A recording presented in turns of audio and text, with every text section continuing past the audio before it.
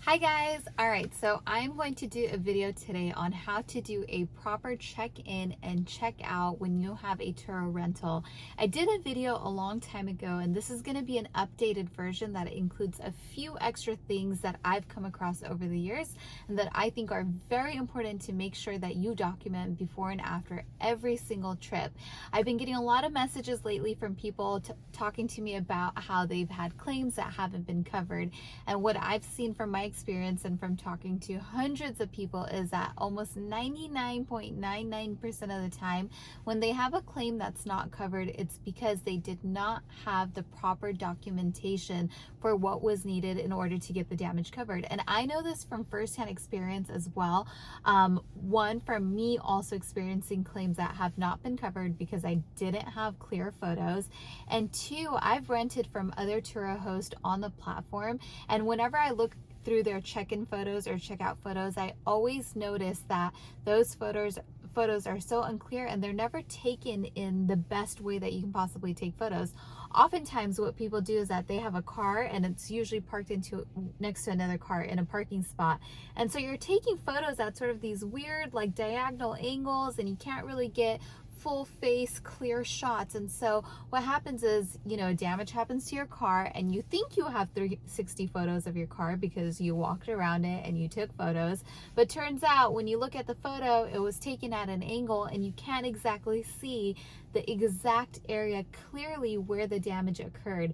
And I know that there's a lot of people out there who can definitely relate to this, so I wanted to show you guys sort of a first-person view video of exactly how I take my photos, what angles I take them at, and what some of the hot spots are that you really need to watch out for. So some new updates in this video are documenting things like your windshield condition. You want to make sure that you have photos showing that there are no cracks prior to your rental, and then you want to make sure that you're getting your tire tread, a photo of your tires to make sure that there's no burn marks just in case someone burns out your tires.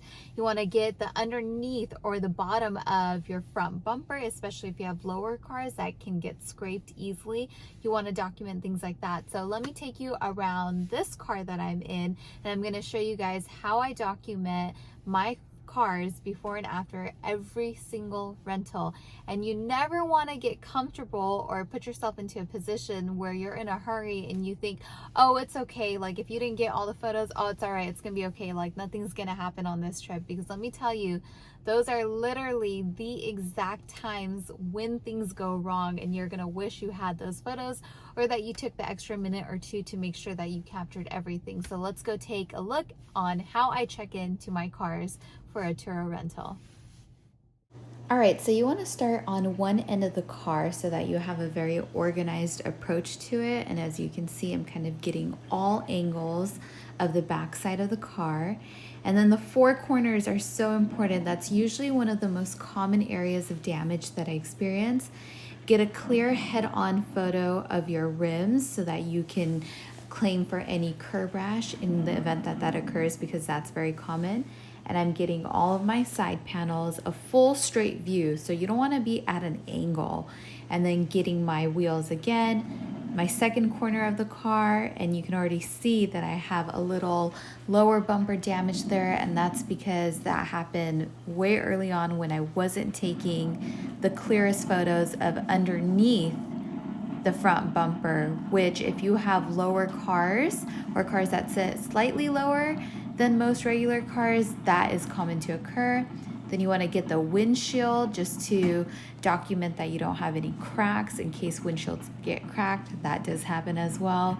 Get your other corner. Let me get the wheels and the rims again.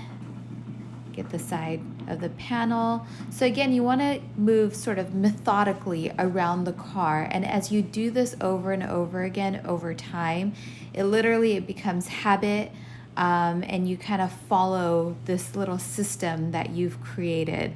So now I have my tire tread checker. This is the one from Slime. It's like $3. So I kind of just stick that right there and grab a quick photo. And then you want to make sure that you do this to all four tires, which I won't take the time to do here. And then let me get my back corner. All right, time to get the interior of the car. which is equally as important as the exterior. So do not forget to do your interior, especially when you have such a nice interior like I do in the 6 Series. I mean, I don't want this car getting damaged. And as you guys can see, this car has already been out on so many trips and it's in amazing condition. And I'd like to keep it that way.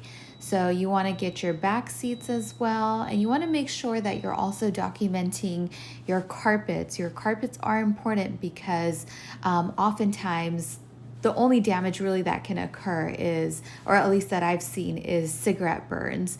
And the other reason why you want to document your interior is to document how clean it is in case it comes back with cigarette smell or dirty.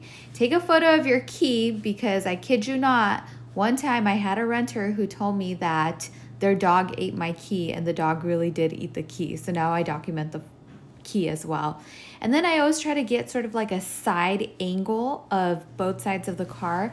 And the reason for this is that this is kind of one of the only ways where you can see any dents.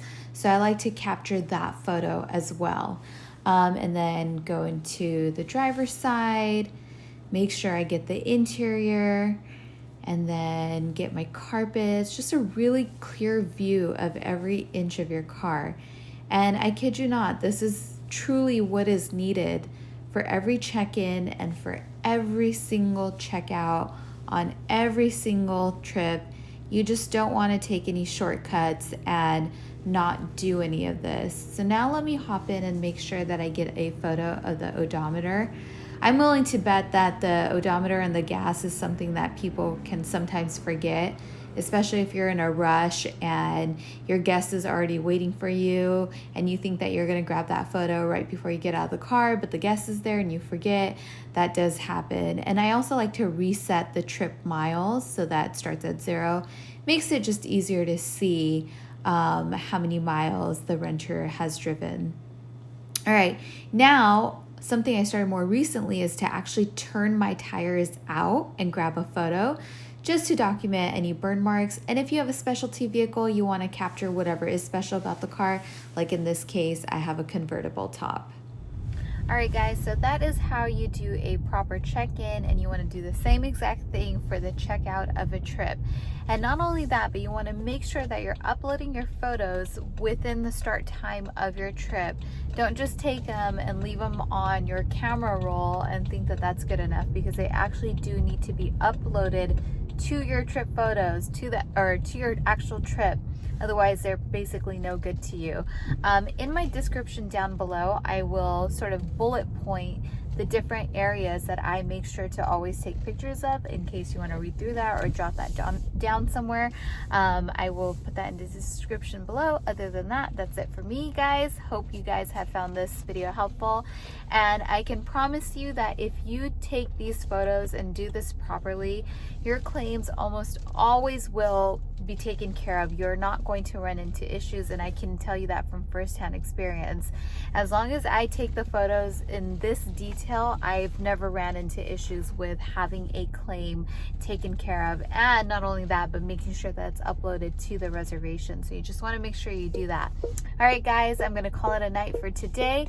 I will talk to you guys tomorrow, and be sure to subscribe to my channel if you like my content, and leave me your questions and comments below if you have anything kind of going through your mind about the check-in or checkout process that I can help with. All right, guys, good night. Bye.